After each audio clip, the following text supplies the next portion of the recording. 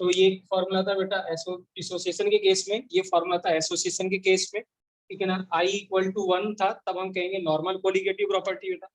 I जब not equal to 1 होगा, it में बी लेस देन 1 और ग्रेटर देन 1, तो एबनॉर्मल कोलिगेटिव प्रॉपर्टी बोलेंगे, ठीक है। तो यहाँ पे जो सॉल्यूट यूज होते हैं इस चैप्टर में मेनली क्या यूज होते हैं, यूरिया, ग्लूकोज या सुक्रोज। तो अगर यूरिया, ग्लूकोज और सुक्रोज आपको मिलता है बेटा, तो इसका वेंट ऑफ फैक्टर आपको कितना लेना है, 1, because they are molecular solid, they does not dissociate बेटा, ये डिसोसिएट नहीं करते, ठीक है, राइट।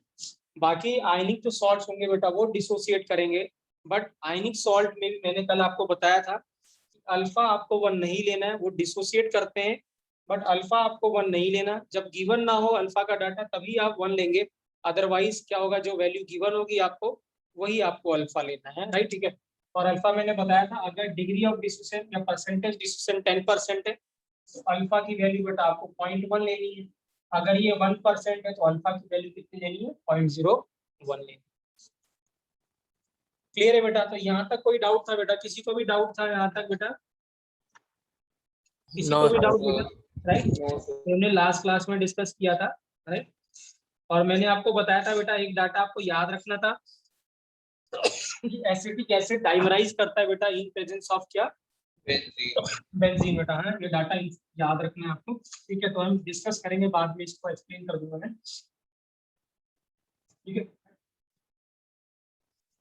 फिर हमने कोलिगेटिव प्रॉपर्टी आई को हमने एक तरीके से, हम और भी तरीके से आई को डिफाइन कर सकते हैं बेटा, ठीक है ना, राइट। एक तो आई को अभी हमने डिफाइन किया था कि number of moles after dissociation या association, right, upon initial number of moles या बिफोर डिसोसिएशन या एसोसिएशन बेटा, राइट, ठीक है।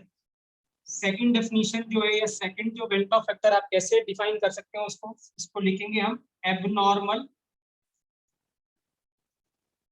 Colligative property upon normal colligative property. तो we can also define i as abnormal colligative property upon normal colligative property, ठीक है। तो हम आई को ऐसे भी डिफाइन कर सकते हैं abnormal CP upon normal CP, ठीक है, राइट। और जो आई है बेटा, एबनॉर्मल को हम बोलते ऑब्जर्व्ड सीपी भी कहते थे, कोलिगेटिव प्रॉपर्टी, अपॉन नॉर्मल को हम क्या कह सकते थे, थ्योरेटिकल, है ना, कोलिगेटिव प्रॉपर्टी, या फिर ठीक है ना, ऑब्जर्व को हम एक्सपेरिमेंटल भी कह सकते हैं, तो experimental colligative property upon calculated colligative property. तो हम कोलिगेटिव प्रॉपर्टी को ऐसे भी डिफाइन कर सकते हैं, abnormal colligative property upon normal colligative property.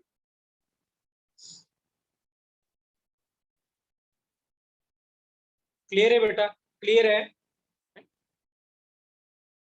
Yes sir. Yes sir.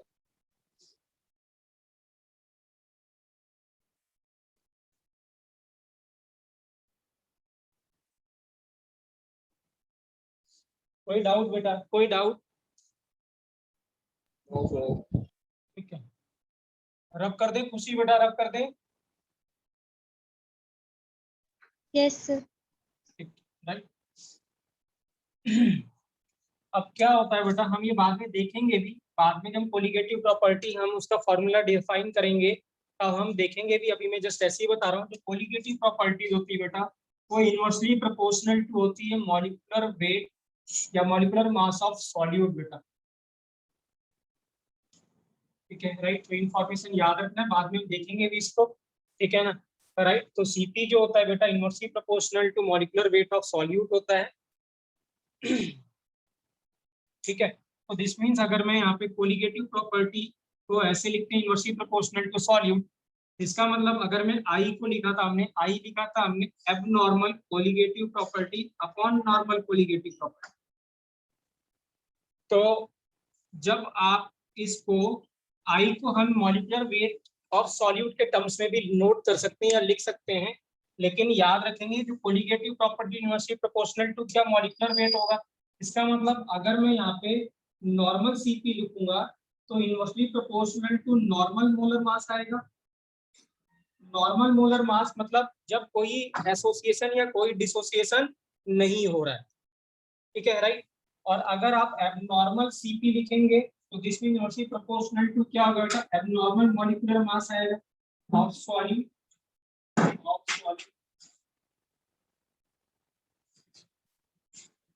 ठीक है राइट। क्योंकि जो कोलिगेटिव प्रॉपर्टी बेटा इनवर्सली प्रोपोर्शनल टू सॉल्यूट होती है, सो इनवर्सली प्रोपोर्शनल टू अगर सॉल्यूट होगी तो नॉर्मल जब सीपी लिखेंगे तो inversely proportional to normal molar mass होगा। नॉर्मल मोलर मास का जब कोई डिसोसिएशन और एसोसिएशन नहीं हो रहा है। और एबनॉर्मल सीपी क्या होगा, inversely proportional to abnormal molecular mass होगा। एबनॉर्मल मॉलिक्यूलर मास वो मास है जब एसोसिएशन या डिसोसिएशन हो रहा होगा सॉल्यूट का, ठीक है।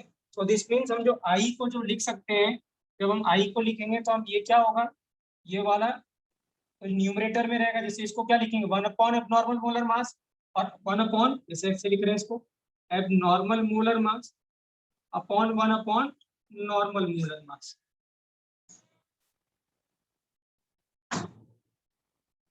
सो दिस मीन्स क्या होगा बेटा, ये न्यूमरेटर में चला जाएगा और एबनॉर्मल मोलर मास डिनोमिनेटर में रहेगा। So this is the next definition of i बेटा, क्या होगा, abnormal molecular mass of solute, sorry normal molecular mass of solute upon abnormal molecular mass of solute. ये इंपॉर्टेंट है बेटा, हाँ इसके ऊपर जेईई एडवांस में क्वेश्चन आया हुआ है। इस फॉर्मूले के ऊपर हम जब डिस्कस करेंगे तब देखेंगे, ठीक है राइट। तो i is normal molecular mass upon abnormal molecular mass, that is i बेटा, है ना, ठीक है राइट। सो आई को हमने बेसिकली बेटा 3 तरीके से डिफाइन किया है। एक आई को डिफाइन किया था, हमने बोला था it is number of moles of solute after dissociation या association divided by number of moles of solute before association या डिसोसिएशन, एक तो ये था। दूसरा हमने डिफाइन किया in terms of colligative property, तब हमने बोला i is abnormal colligative properties upon normal colligative property. तीसरा हमने डिफाइन किया कि colligative property inversely proportional to molecular mass था, तो जब हमने इसकी वैल्यूज यहाँ पे पुट करी तो जो आई है वो normal molecular mass of solute upon abnormal molecular mass of solute. कोई डाउट बेटा, कोई डाउट? No sir. क्लियर है बेटा, क्लियर है? Yes sir. ठीक है आदित्य बेटा, क्लियर है आपको? क्लियर है सर। ठीक है राइट। पुनीत क्लियर है बेटा? स्वास्थ्य क्लियर है आपको? यस सर क्लियर है। ठीक,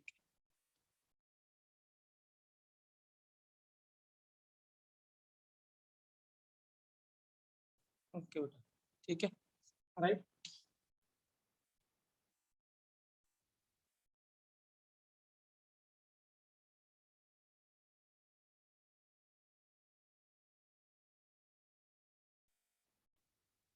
ठीक है बेटा राइट। तो अब एबनॉर्मल मॉलिक्यूलर मास कितना होगा, कैसे होगा बेटा, ठीक है ना, वो हम डिफाइन करेंगे या हम कैलकुलेट करेंगे किसमें, जब हम कोलिगेटिव प्रॉपर्टीज करेंगे राइट। उसके साथ हम उसका एबनॉर्मल मोलर मास भी कैलकुलेट करेंगे, किसी क्वेश्चन में आएगा तो हम उस क्वेश्चन के साथ ही उसको डिस्कस करेंगे, ठीक है ना राइट। लेकिन अगर मैं आपसे पूछता हूँ कि अगर डिसोसिएशन हो रहा होगा बच्चों, तो मुझे बताइए जो मॉलिक्यूलर मास है वो इंक्रीज करेगा सॉल्यूट का कि डिक्रीज करेगा? जब स्टेट जो प्रेजेंट होगा वो डिक्रीज करेगा। जो डिसोसिएशन जब होगा, ठीक है ना, तो लेट्स सपोज अगर NaCl है और वो डिसोसिएट कर रहा है तो उसका मॉलिक्यूलर मास इंक्रीज करना चाहिए बेटा कि डिक्रीज करना चाहिए? मतलब इस समझ में नहीं आया, NaCl का कैसे हो सकता है? NaCl आपने लिया अभी, आपने NaCl का बेटा आपने Na प्लस और Cl माइनस यही मिल रहा था, तो आई इसका आपने क्या लिखा था 1 plus n minus 1 into alpha बेटा, यही लिखा था, Yes, ठीक है। sir. तो this means i is equal to कितना हो गया 1 प्लस अल्फा, ठीक है Yes, sir. राइट। अब ये क्या है, मुझे ये क्या है, आई कितना है, आई क्या बता रहा है आपको, ठीक है ना, कि कितना डिसोसिएट हो गया है, ठीक है ना राइट। Yes, sir. तो अगर मैं बोलूं कि 50% डिसोसिएट हो गया तो आई की वैल्यू कितनी होगी? 1.5 1.5। इसका मतलब उसका जो मॉलिक्यूलर मास है वो 50% कम हुआ होगा कि ज्यादा हुआ होगा, मुझे बताइए। कम हुआ होगा। कम हुआ होगा, क्योंकि आपने जो भी मॉलिक्यूलर मास लिया है या जो भी आपने NaCl लिया है उससे कुछ पार्ट निकल गया होगा कि नहीं निकला होगा? यस ठीक है ना। तो कितना पार्ट निकला? आपने 50% निकाल दिया, तो उसका मॉलिक्यूलर मास 50% कम हुआ कि नहीं हुआ? यस यस ठीक है। सर। तो इसका मतलब क्या है बेटा, जब कभी भी डिसोसिएशन होगा, ठीक है ना, राइट, लेट्स सपोज ये है, ये पेन है, आप इसको NaCl माने, इसकी ये कैप निकल गई, तो इसका मॉलिक्यूलर मास या इसका वेट कम हुआ कि नहीं हुआ, बताइए, यस है ना। तो इसका मतलब क्या होगा, इससे अगर कुछ चीज निकल जाएगी तो इसका मॉलिक्यूलर मास ऑलवेज या इसका वेट हमेशा कम ही होगा। तो सॉल्यूट से कुछ पार्टिकल अगर निकल रहे हैं तो डेफिनेटली उसका मॉलिक्यूलर मास कम होगा बेटा। तो जब कभी भी डिसोसिएशन होता है बेटा, तो मॉलिक्यूलर मास क्या करता है, डिक्रीज करता है बेटा। क्या करता है? डिक्रीज करता है। और सर अगर क्या, हाँ जी बेटा क्या कह रहे हो?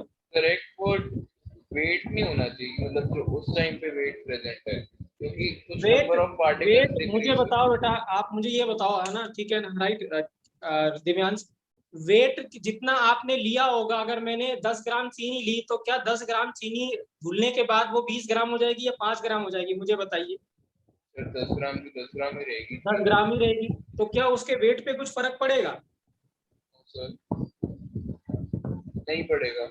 नहीं पड़ेगा ना। Weight during the chemical reaction, amount जो रहता है मास या कोई, वो यहाँ तो सेम रिएक्शन भी रहता नहीं है। हो रही है, यस तो सर। मास तो कांस्टेंट ही रहने वाला है। क्या चेंज हो रहा है बेटा?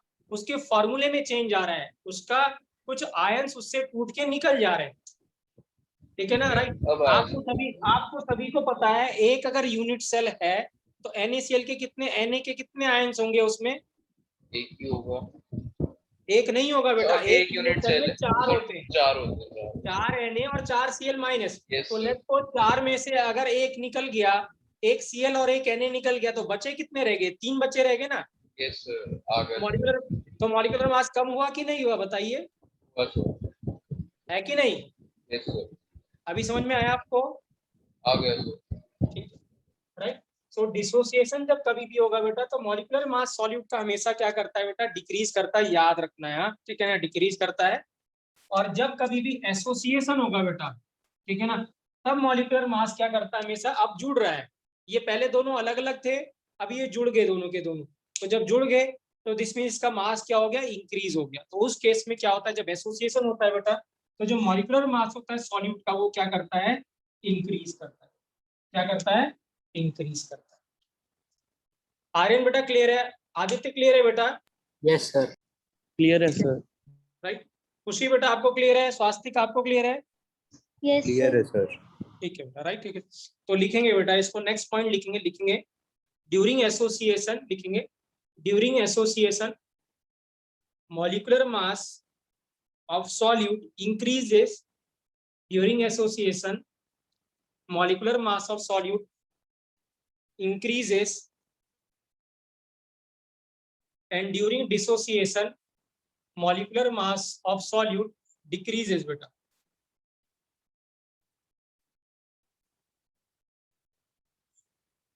ठीक है, राइट।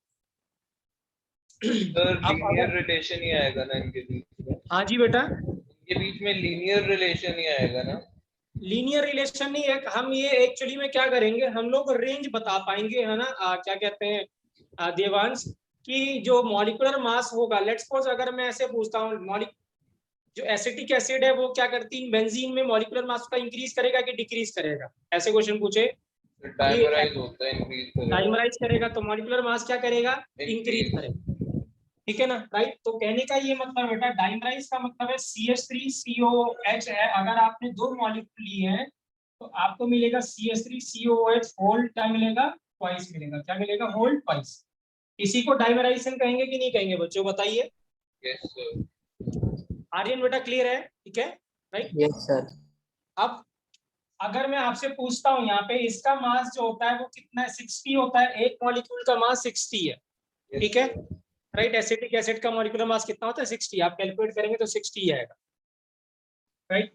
कार्बन कितने 24, 24 और कितने बेटा 32, और 32 और 4, ठीक है 60 ही आ रहा है ना बेटा, 60 आ रहा है ना, 24, 24 और 32, हाँ ठीक है, Yes, sir. 60 आएगा, ठीक है ना, राइट। अब अगर मैं अब इसका मास आपसे पूछता हूँ बेटा, तो इसका मास कितना होगा? 120. 120। किसी को डाउट? किसी को डाउट बेटा? किसी को भी डाउट? आर्यन आपको क्लियर है बेटा? राइट, ठीक है। हाँ खुशी बेटा आपको क्लियर है? Yes, sir. ठीक है, तो अगर इसका मास कितना था 60, एक मॉलिक्यूल का जुड़ने के बाद जब 2 हो गए बेटा, तो मास कितना हो गया 120। आदित्य क्लियर है बेटा? आदित्य क्लियर है? यस सर क्लियर है। अब हमने क्या बोला था बेटा कि जो अल्फा है, ठीक है ना, राइट, वो ऑलवेज 1 नहीं होगा, है कि नहीं, Yes, है ना। sir. अब अगर अल्फा 1 नहीं होगा तो क्या इसका मॉलिक्यूलर मास 120 के बराबर होगा कि 120 से थोड़ा कम होगा?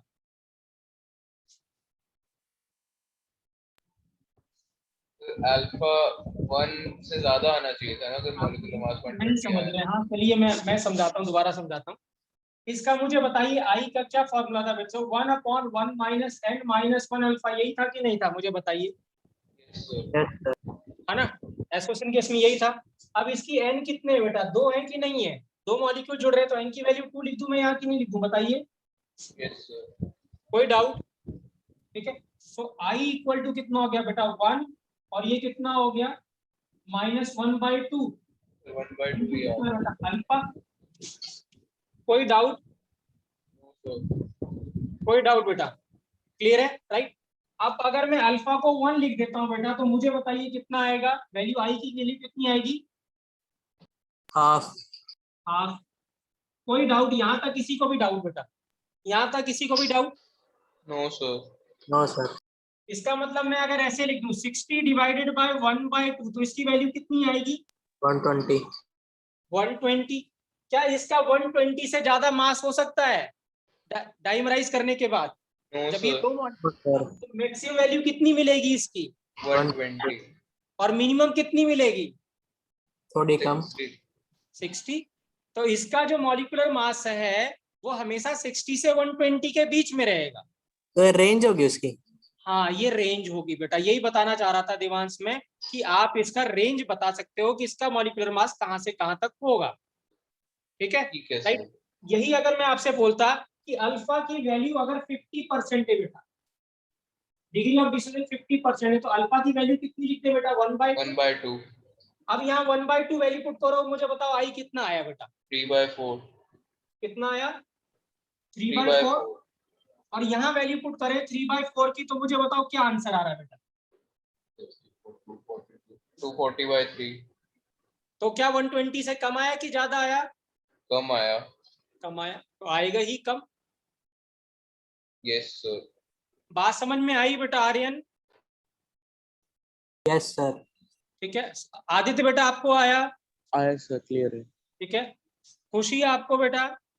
Yes, sir. स्वास्तिक आपको बेटा? Yes sir. ठीक है, तो अगर आप देखिए हाँ, मैक्सिमम वैल्यू आपको किस पे मिल रही है आर्यन बेटा? अल्फा 1 या अल्फा इक्वल टू 1 पे 120 मिल रहा था ना। यस आप सर। अल्फा कुछ भी 1 से कम लेंगे बेटा, हमेशा मॉलिक्यूलर मास 120 से कम आएगा। इसका इंटरप्रिटेशन क्या है कि जब अल्फा 1 हो गया तो 2 मॉलिक्यूल कंप्लीटली जुड़ के एक मॉलिक्यूल बना दिया, जुड़ के एक मॉलिक्यूल बना। लेकिन जब अल्फा 1 नहीं है, 50% है, तो कंप्लीट क्या हुआ? नहीं जुड़ा हो। मतलब 2 तो आपने इनिशियली 2 तो लिए, बट 2 जुड़ के एक नहीं बना। बात समझे बेटा, राइट। तो कहने का ये मतलब है, अगर मैं इसको जनरलाइज करना चाहूं तो जनरलाइज कैसे करेंगे इस चीज को? हम इसको जनरलाइज कैसे करेंगे? इन केस ऑफ एसोसिएशन, जो मॉलिक्यूलर मास होगा बेटा सॉल्यूट का, वो ऑलवेज कितना होगा बेटा? ठीक है ना, राइट, कितना? 120 और 60 के बीच में। तो मैं यहाँ लिख दूं, ठीक है, या मैं यहाँ पे इसको एबनॉर्मल मॉलिक्यूलर मास लिख रहा हूँ। तो वो जो नॉर्मल मॉलिक्यूलर मास होगा अपॉन आई, और यहाँ किसका होगा? नॉर्मल मॉलिक्यूलर मास के बराबर। इसके बीच में ही रहेगा। ठीक है, राइट। मैं रिपीट कर रहा हूं, एबनॉर्मल या ऑब्जर्व्ड मॉलिक्यूलर मास है, हाँ ठीक है, तो डोंट गेट कंफ्यूज, ठीक है ना, राइट। तो क्या होगा, इसकी वैल्यू कितनी थी बेटा 60 और इसकी वैल्यू कितनी थी 120। ये 120 तब था जब आई की वैल्यू कितनी आई थी बेटा, जब आई की वैल्यू 1। कितनी थी 1/2।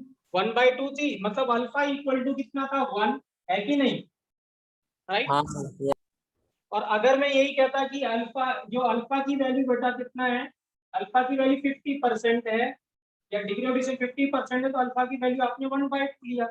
तो जब 1/2 लिया तब आई की वैल्यू कितनी आई थी 3/4। तो जब आई की वैल्यू आप 3/4 पुट करोगे तो इसका मॉलिक्यूलर मास 120 से कम आएगा। तो हमेशा ही एसिटिक एसिड का मॉलिक्यूलर मास बेटा बेंजीन में 60 और 120 के बीच में ही रहने वाला है। Okay sir. कोई डाउट बेटा, किसी को भी डाउट? No sir. करेक्ट है कि नहीं करेक्ट है? ठीक है, राइट। मैं इसको प्रूव भी कर दूं तो आप देखिए, यहाँ अगर मैं यहाँ पे लिख ही देते हैं इसको एसिटिक एसिड को, तो एसिटिक एसिड इसके बाद नोट करना है यार, ठीक है ना, राइट। एसिटिक एसिड को लिख दिया, ये कितना था, I इज इक्वल टू कितना था 1/(n-1) into अल्फा, तो I equal to 1 plus 1/2 minus 1 into alpha, तो I is equal to 1 minus अल्फा/2 वो मिल गया था, ठीक है, राइट। ये हो गया था, राइट। तो अब अगर अल्फा की वैल्यू अगर हम यहाँ पे 1 रखते हैं, कि अगर अल्फा की वैल्यू 1 है तो I की वैल्यू कितनी है बेटा 1/2, तो I की वैल्यू कितनी है 1/2 है। 1/2। तो दिस मीन जो मॉलिक्यूलर मास होगा किसका, एसिटिक एसिड का, वो किसके बराबर होगा 60 और किसके बराबर 120/I के बराबर, ठीक है ना। या हम I हटा दें बेटा, तो ये हमेशा किसके बीच में होगा 120 और 60 के किसके होगा बीच में ही होगा। कोई डाउट बेटा, कोई डाउट? No sir. करेक्ट है, सभी को क्लियर है बेटा, सभी को क्लियर है? Yes sir. ठीक है। सर यहाँ पे अल्फा 1 क्यों लिया था, मैं भूल गया। अल्फा 1 इसलिए लिया था बेटा कि हम ये अज्यूम कर सकते हैं कि 100% एसोसिएशन हो गया है ना। वो तो गिवन, अगर गिवन नहीं होगा तो मान के चलेंगे कि 100% हो गया, अगर गिवन होगा तो जो वैल्यू गिवन होगी वो ले लेंगे हम। तो it is always in between बेटा कितना 60 to 120 के बीच में ही रहने वाला। ठीक है सर। ठीक है, राइट। खुशी बेटा क्लियर है आपको? Yes sir.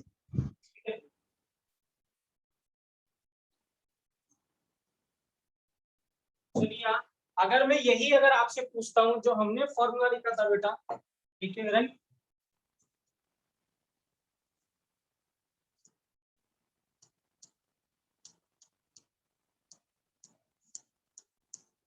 जो हमने फॉर्मूला लिखा था, ठीक है ना, right, normal abnormal molecular mass या observed molecular mass in between normal molecular mass upon i, और यहां लिखा था नॉर्मल मॉलिक्यूलर मास। ये किस केस में था, एसोसिएशन के केस में था। किसमें था, एसोसिएशन के केस में।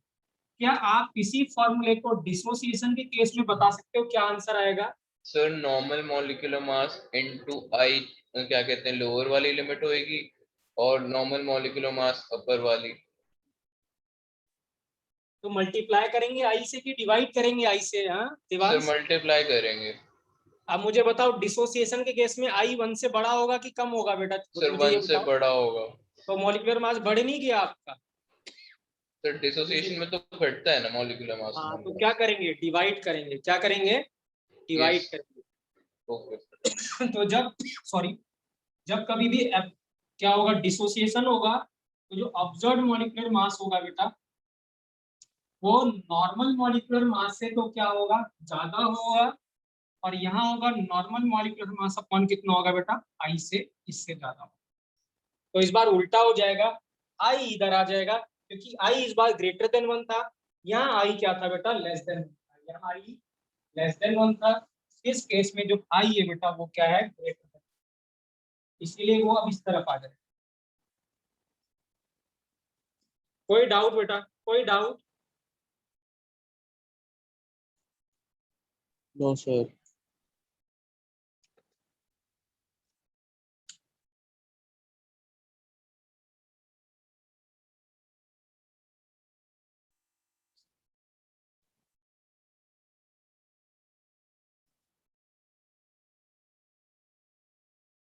क्लियर है बेटा? आर्यन क्लियर है बेटा? Yes, sir. रब कर दें बेटा। कर दो सर. आदित्य क्लियर है बेटा? Yes, sir. ठीक है राइट। जैसे अगर मैं लिखता हूँ यहाँ पे NaCl बेटा, हाँ NaCl टूट गया Na प्लस और Cl माइनस, तो इसका अगर हम I लिखना चाहेंगे, I कितना होगा 1 plus n minus 1 into alpha, और n की वैल्यू यहाँ पे 2 है, तो ये कितना हो गया बेटा? I is equal to 1 plus alpha. तो इफ अल्फा नहीं, अल्फा को 1 माने तो I की वैल्यू कितनी होगी बेटा? 2। यस तो सर। इसका जो एब्नॉर्मल मॉलिक्यूलर मास होगा वो 58.5 बाई 2 होगा, से कम, इससे सॉरी इससे ज्यादा होगा, और 58.5 से क्या होगा? कम होगा। तो इस बार ये आंसर आ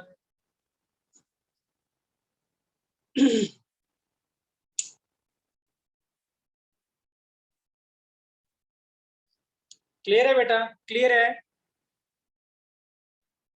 Yes, sir. कोई डाउट बेटा? कोई सर डाउट? यहाँ पे हम इक्वालिटी का साइन क्यों यूज कर रहे हैं? इक्वालिटी का साइन इसलिए यूज कर रहे हैं बेटा, क्या पता डिसोसिएशन ही ना हो या वो ना हो, ऐसे भी कह सकता है ना केस कि ही नहीं रहेगा ना। हाँ ऐसे ही रहेगा, फिर इसलिए कह नहीं, मैं कह रहा हूँ वो तो फिर केस ही नहीं रहेगा ना डिसोसिएशन वाला, तो फिर हाँ वो तो हाँ अलग ही फिर वो केस हो जाएगा एकदम। हाँ नहीं, हम इसलिए कर रहे हैं, जैसे यहाँ पे तो हम इसलिए मान रहे हैं कि let's suppose I equal to 1 हो गया बेटा, है ना, यस सर। मतलब सॉरी कोई एसोसिएशन कोई डिसोसिएशन नहीं हुआ इस केस, ठीक है राइट। या हम इसमें NaCl की बात करें तो अगर कोई डिसोसिएशन नहीं होगा तो 58.5 ही रहने वाला है। सर वो मैं बात समझ गया था, बट हाँ उसको तो एक अलग केस की तरह नहीं ट्रीट करना चाहिए कि जब आई हमारा 1 के बराबर आ रहा है। हाँ, तो जब I 1 हो जाएगा तो ये एबनॉर्मल की डेफिनेशन ही नहीं आएगी, तब तो नॉर्मल ही हो गया ना बेटा, है ना। फिर सर तभी मैं कह रहा हूँ इक्वालिटी का साइन बीच में लगा हुआ है। नहीं इसलिए लगा हुआ है कि कि अगर हम यहाँ पे ऐसे 58.5 देख लेंगे तो इसका मतलब तो ऑलरेडी अंडरस्टूड है ना कि ना एसोसिएशन ना डिसोसिएशन हो रहा है, ठीक है ना राइट। ऐसा नहीं है बेटा कि देवांश की सिर्फ सुक्रोज या फिर ग्लूकोज और यूरिया में ही I इक्वल टू 1 देगा आपको, ऐसा नहीं है, ठीक है राइट। वो किसी आयनिक सॉल्ट के लिए भी बोल सकता है कि कोई डिसोसिएशन कोई एसोसिएशन नहीं हो रहा है, ठीक है राइट। तो उस केस में हम मान के चलेंगे कि कोई एसोसिएशन डिसोसिएशन नहीं हो रहा, दिस मींस उसका जो एबनॉर्मल मॉलिक्यूलर मास है वो नॉर्मल मॉलिक्यूलर मास के बराबर है, और वो कितना होगा बेटा? 58.5 ही होगा, ठीक है। है ना, ठीक है ना राइट। मैं ये कहना चाह रहा हूँ। सो ये था बेटा क्या? वेंटॉफ फैक्टर, ठीक है ना राइट। वेंटॉफ फैक्टर दो ही फॉर्मूले बेटा, 1 plus n minus 1 into alpha, और I equal to 1 plus 1 upon n minus 1 into alpha बेटा। दोनों ही फॉर्मूले बहुत इंपॉर्टेंट है, ठीक है राइट, डिसोसिएशन और एसोसिएशन के केस में। और हमने फिर I को भी डिफाइन किया 3 तरीके से, और फिर हमने लास्ट में ये डिस्कस किया कि अगर एसोसिएशन हो रहा होगा तो जो मॉलिक्यूलर मास होगा बेटा वो क्या होगा? वो क्या होगा? नॉर्मल से अपॉन कितना? नॉर्मल अपॉन I हो जाएगा, और अगर डिसोसिएशन होगा तो नॉर्मल अपॉन I, और यहाँ पे क्या होगा बेटा? नॉर्मल से छोटा होगा। तो ये हमने अभी तक डिस्कस किया बेटा राइट, ठीक है। तो अब हम वापस अपने टॉपिक पे आ रहे हैं बेटा, जो कि हमने स्टार्ट किया था कोलिगेटिव प्रॉपर्टीज, ठीक है राइट। अब जो कोलिगेटिव प्रॉपर्टी है बेटा, हम एक एक करके हमने जो चार कोलिगेटिव प्रॉपर्टी लिखी थी 4 बेटा। एक लिखा था रिलेटिव,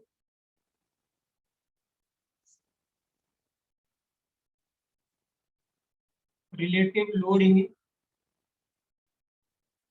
वेपर प्रेशर, उसको शॉर्ट फॉर्म में RLVP बोला था, हाँ ठीक है राइट। अब जितनी भी कोलिगेटिव प्रॉपर्टी है बेटा, अब हम उसको दो पार्ट में क्लासिफाई करेंगे दोनों को, ठीक है ना। एक पार्ट वो होगा जिसमें कोई एसोसिएशन कोई डिसोसिएशन नहीं हो रहा है, ठीक है ना। हम उसको क्या कहेंगे बेटा? I जब 1 होगा उस समय की कोलिगेटिव प्रॉपर्टीज को बोलेंगे नॉर्मल कोलिगेटिव प्रॉपर्टीज। तो हमारे पास ये दो होंगे, एक होगा नॉर्मल RLVP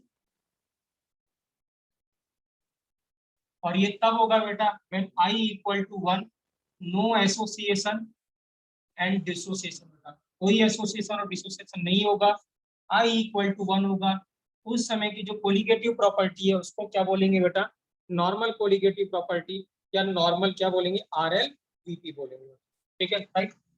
दूसरा होगा उसको बोलेंगे एबनॉर्मल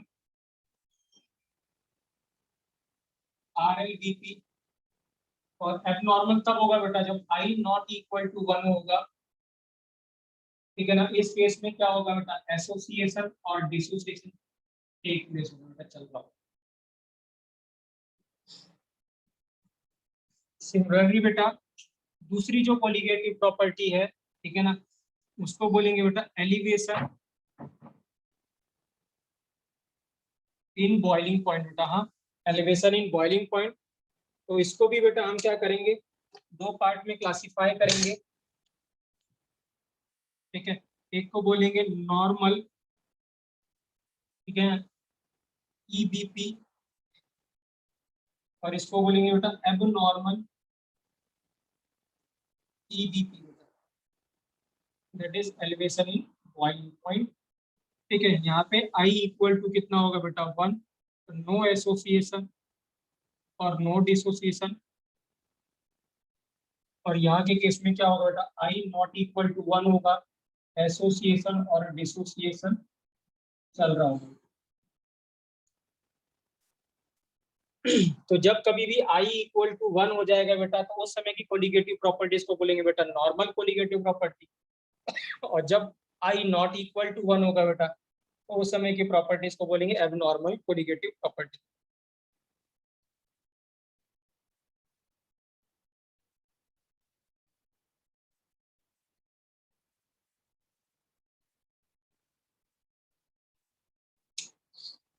क्लियर है बेटा, क्लियर है, यस सर। कोई डाउट बेटा, नो सर। ठीक है। सिमिलरली बेटा दो और कोलिगेटिव प्रॉपर्टीज, एलिवेशन वाला रब मत करना अभी। ठीक है बेटा, ठीक है। थर्ड जो था बेटा वो है डिप्रेशन इन फ्रीजिंग पॉइंट बेटा, DFP बोलेंगे बेटा, ठीक है ना। ये भी दो तरीके का होगा, एक normal depression in freezing point और एक abnormal depression in freezing point.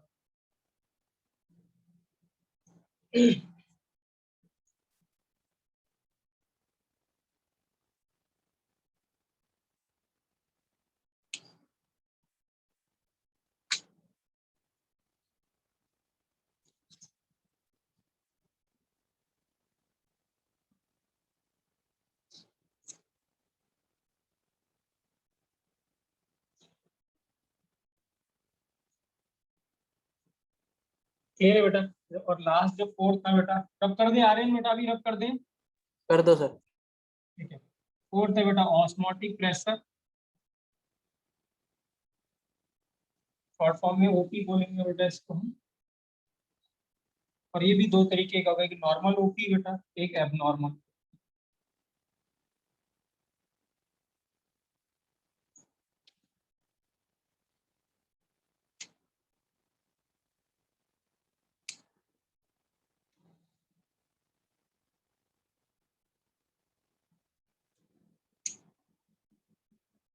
Sir वैसे कोलिगेटिव प्रॉपर्टीज एक्सपेरिमेंट के थ्रू फाइंड करते हैं?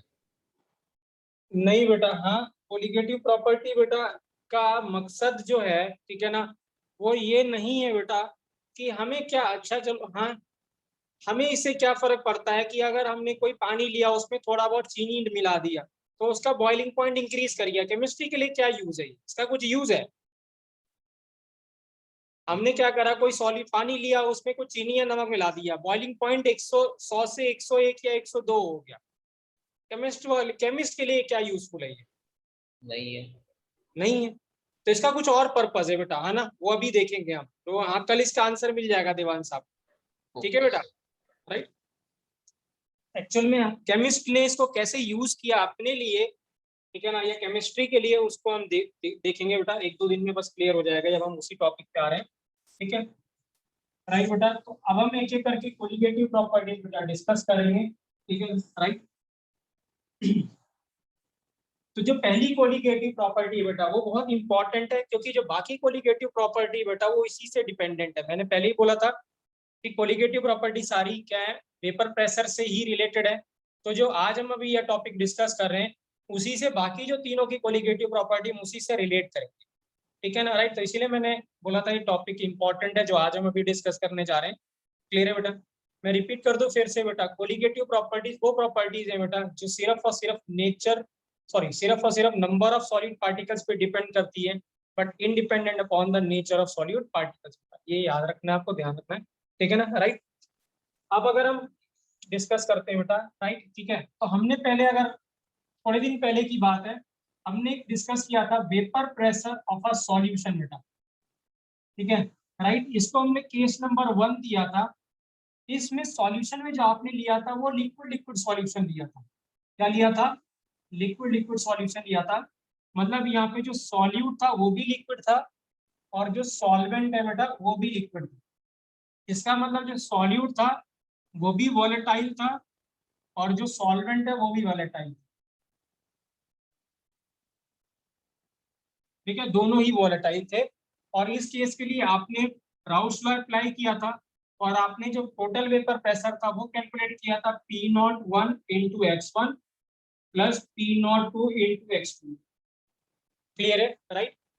तो मैंने तभी की क्लास में बताया था हमारे पास दो सॉल्यूशन है, लिक्विड ही सॉल्यूशन हमें इस चैप्टर में पढ़ना है, ठीक है ना, राइट। और उसमें भी हमें सिर्फ दो ही डिस्कस करने थे। एक में लिक्विड लिक्विड था और एक था बेटा सॉलिड लिक्विड। तो हमें सिर्फ दो ही टॉपिक डिस्कस करने हैं, एक लिक्विड लिक्विड जो हम पहले डिस्कस कर चुके हैं, और जो दूसरा सॉल्यूशन है वो क्या है बेटा, सॉलिड और लिक्विड। और मैंने आपको पहले भी बताया था शायद, ये जो कोलिगेटिव प्रॉपर्टी बेटा ये डिफाइंड ही सिर्फ किसके लिए है, सॉलिड लिक्विड सॉल्यूशन के लिए है, बाकी लिक्विड लिक्विड सॉल्यूशन के लिए डिफाइंड नहीं है बेटा। तो इसका मतलब जितना भी अब जो टॉपिक चलेगा बेटा वो सिर्फ और सिर्फ किसके ऊपर चलेगा, सॉलिड लिक्विड सॉल्यूशन के ऊपर। तो हम जितना भी चैप्टर आगे कोलिगेटिव प्रॉपर्टी डिस्कस करेंगे उसमें जो सॉल्यूट होगा बेटा वो सॉलिड होगा और जो सॉल्वेंट होगा वो लिक्विड होगा, ठीक है। तो आइए डिस्कस करते हैं बेटा, ठीक है, राइट। हेडिंग लिखेंगे बेटा vapour pressure of a solution, लिखेंगे vapour pressure of a solution.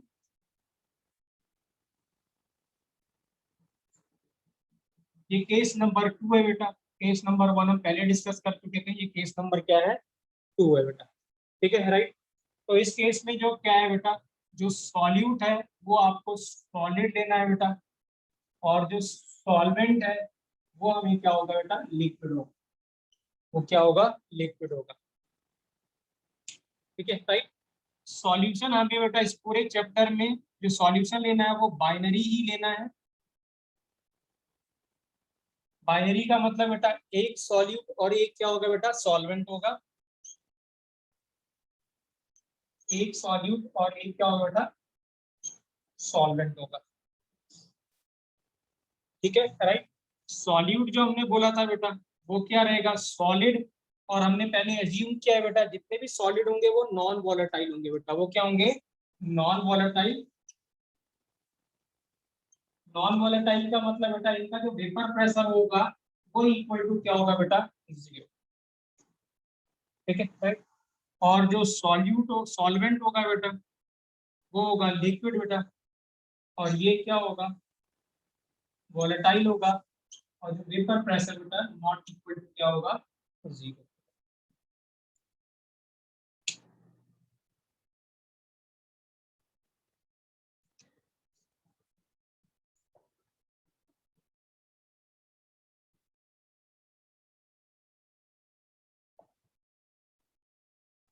Clear है बेटा, क्लियर है, यस सर। ठीक है, राइट।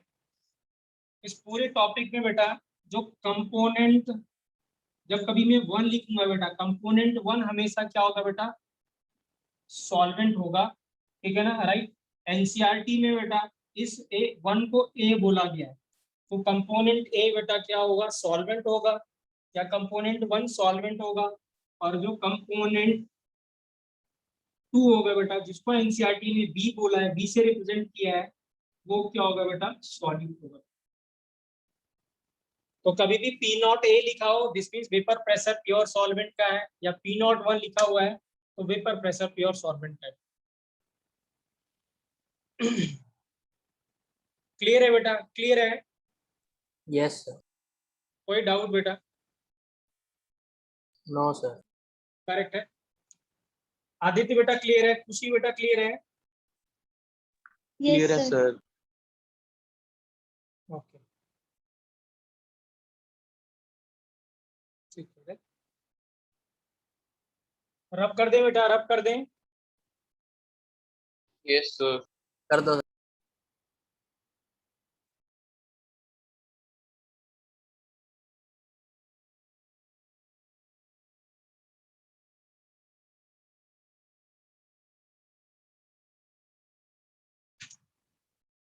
चलिए बेटा, हाँ ठीक है, राइट। तो हम वेपर प्रेशर देख रहे बेटा किसका? सॉल्वेंट का बेटा। हाँ,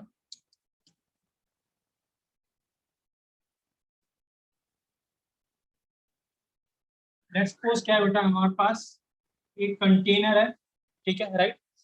और ये कंटेनर बेटा क्लोज्ड है। क्या है? क्लोज्ड है। और इसमें हमने कुछ लिक्विड ले रखा है, वॉलेटाइल। लेट्स सपोज हमने वाटर ले लिया,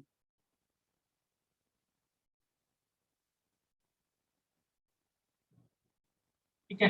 तो डेफिनेटली बेटा इसका कुछ वेपर प्रेशर, कुछ वेपर जनरेट करेगा। और वेपर जनरेट करेगा तो डेफिनेटली कुछ क्या होगा, इसका वेपर प्रेशर भी होगा, ठीक है, राइट। अब क्या है बेटा, इसमें हमने क्या करा? ये लिक्विड लिया ना? हाँ जी बेटा, क्या कह रहे हो? ये लिक्विड लिया ना अभी कंटेनर में? हाँ, लिक्विड ही लिया है बेटा, अभी हमने लिक्विड ही लिया है, ठीक है, राइट। एक सेकंड।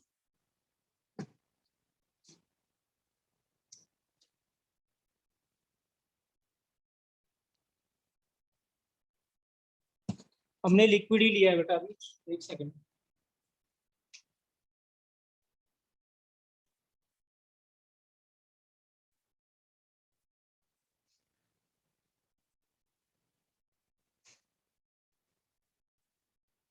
ठीक है, अब इसमें हमने क्या करा बेटा, ठीक है ना, कुछ हमने सॉल्यूट ऐड कर दिया, ठीक है ना। हमने क्या ऐड करा? सॉल्यूट ऐड कर दिया। और सॉल्यूट बेटा नॉन वोलेटाइल था। क्या था? Non volatile. इसका मतलब इस बार हमने क्या किया है, इसके अंदर जो सॉल्यूशन है वो सॉल्यूट है प्लस सॉल्वेंट है। बट ये जो सॉल्यूट है बेटा वो सॉलिड है। क्या है? सॉलिड है। तो क्या था बेटा, पहले मैं एक्सप्लेनेशन आपको जो एनसीईआरटी में बेटा या जो बुक्स में है वो मैं एक्सप्लेनेशन दे रहा हूँ। बाद में मैं अपना एक्सप्लेनेशन भी दूंगा बेटा। जो मैं अपना एक्सप्लेनेशन दूंगा that will be very helpful. आपको ज्यादा कॉन्सेप्चुअल लगेगा वो, और ज्यादा अच्छे से आप उस चीजों को आगे इंटरप्रेट कर पाओगे बेटा, या रिलेट कर पाओगे जो आगे की कोलिगेटिव प्रॉपर्टीज हम पढ़ेंगे उससे, ठीक है, राइट। तो है क्या बेटा, जब आपके पास इनिशियली जब सिर्फ प्योर वाटर था या प्योर सॉल्वेंट था बेटा, तो सरफेस पे जितने भी मॉलिक्यूल्स थे बेटा वो सारे के सारे क्या थे? लिक्विड के थे। मतलब लिक्विड के अराउंड सिर्फ और सिर्फ सॉल्वेंट के थे बेटा। तो ये वेपोराइज कर रहे थे बेटा। जब वेपोराइज कर रहे थे तो डेफिनेटली कुछ वेपर प्रेशर एक्सर्ट कर रहे होंगे या प्रेशर एक्सर्ट कर रहे होंगे। एट इक्विलिब्रियम इसी प्रेशर को आपने क्या कहा था बेटा? वेपर प्रेशर, ठीक है, राइट। लेकिन जब आपने क्या करा, सॉल्यूट ऐड कर दिया बेटा, अब क्या होगा, उसके सरफेस पे कुछ सॉल्यूट पार्टिकल्स भी आ गए होंगे, कुछ सॉल्यूट पार्टिकल्स भी आ गए होंगे। अब इसका मतलब क्या होगा, जितने पहले सॉल्वेंट पार्टिकल्स थे अब उतने सॉल्वेंट पार्टिकल सरफेस पे नहीं होंगे, क्योंकि कुछ जो सरफेस है दैट वाज क्या होगा, ऑक्यूपाइड बाय सॉल्वेंट मॉलिक्यूल्स। और जो सॉल्वेंट होंगे, जो ब्लैक स्पॉट आपको दिख रहा है बेटा, ये क्या होंगे? नॉन वोलेटाइल हैं, ये वेपर्स में कन्वर्ट नहीं हो रहे होंगे।